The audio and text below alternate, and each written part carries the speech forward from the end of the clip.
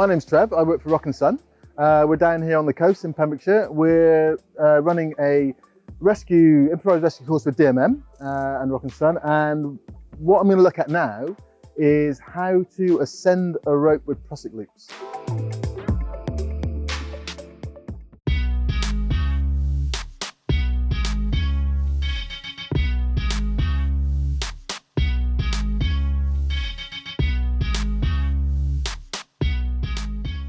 The reasons you might want to ascend the rope, a number of reasons really. You might just have abseiled into the wrong cliff. You might have abseiled in and then looked at the guidebook and just went, oh, I'm in the wrong place and there's nothing I can climb here. So if everything's too hard for you, you might want to go back up the abseil rope. That might be the simplest explanation for going back up the abseil rope. Or somebody, you might have gone down, someone might be hurt, you might need to go up the abseil rope. That might be the quickest way, especially if your leader's hurt and you've lowered them to the ground. Quickest way out might be to go up the rope and go and raise help. Maybe just get to your phone, get a signal, make a phone call. Lots of different ways of doing this. People have slightly preferred methods. My preferred method is to use a slightly thinner piece of Prusik cord, Prusik loop, for the foot loop. And I'm going to tie a French Prusik because it will slide up and down the rope nice and easily. So I'm going to wrap that around maybe a few more times than I would if I was abseiling. Yeah, give it a little bit of a test. That's good. And then I can take a screw gate, put that in there. Now I need a sling.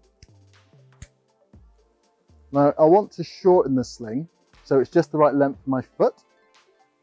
So if I, again, get the sewn bit out of the way and just tie an overhand knot in there. So I've maybe taken 5 or 6 inches out of the system. You can always adjust that later if I want, and I like to clip the other side of the knot there. Put that in here, take that one off, there, and then now I need to have another Prusik on top, and this one is going to be a clem heist. The reason for that is the clem heist will it won't slip when you don't want it to. It'll bite the rope. You can still release it and slide it up, but it's not as easily slid as the French Prusik. And because you're clipping that into your harness, you really want to make sure that this doesn't move on you. So this one is, we're going to wrap it around the rope, trying to keep it as neat as possible. It'll bite better then.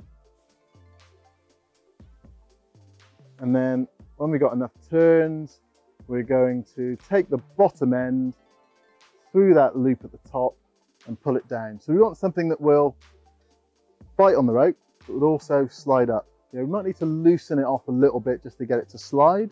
But obviously, because we're just dealing with bits of cord, they're not bits of mechanical devices with metal. So we don't want them to slide and then heat up and then continue to slip. So what we're going to do now is we're going to move that one up and we're going to do what we call pumping the rope. We're going to get any stretch out of the system. Luckily for me, I'm using a static rope, an abseil rope, so there's not that much stretch in it as there is. So I'm going to step up into that, and you can see it comes down a little bit, and then I'm going to clip that one in and then push it up as far as I can. The reason I've done that is because when I sit on the rope, I'm going to go down a bit, and I want to make sure that I don't end up on the floor completely. Okay, so what I'm going to do now is get that up as high as I can, and I'm going to stand up, loosen off the clem heist that's on my waist, and then sit down. Then I can move this up. And it'll take me a little while before I get properly going. Okay, so once we've taken all the stretch out of the system, what we need to do is get our weight on the foot stirrup so that we can get the weight off the top Prusik and then push it up the rope. So I'll stand in here and then push this up as far as it will go, and then make it bite and sit in onto that system. And then again, what I'm doing here is I need to kick my foot underneath me. So kick it underneath, stand up, loosen this off before I go fully up, and my body travels up with the Prusik loop rather than standing up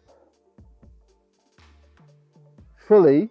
I'm going to relax the rope, the Prusik, and I'm going to go up as I push it up, and then I'm going to make sure it bites.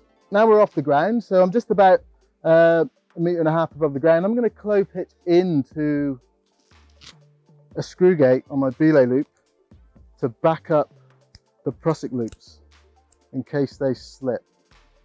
Okay, so now when I stand into the bottom loop, I can then loosen this off, push it up with my body, and then sit back in my harness, push up the stirrup loop, and same again.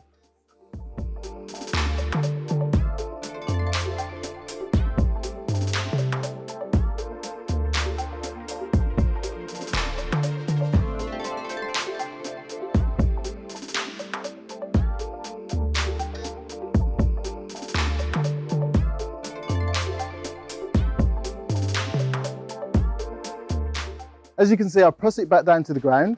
And as you could see from that, using Prusik loops to ascend a rope is quite hard work.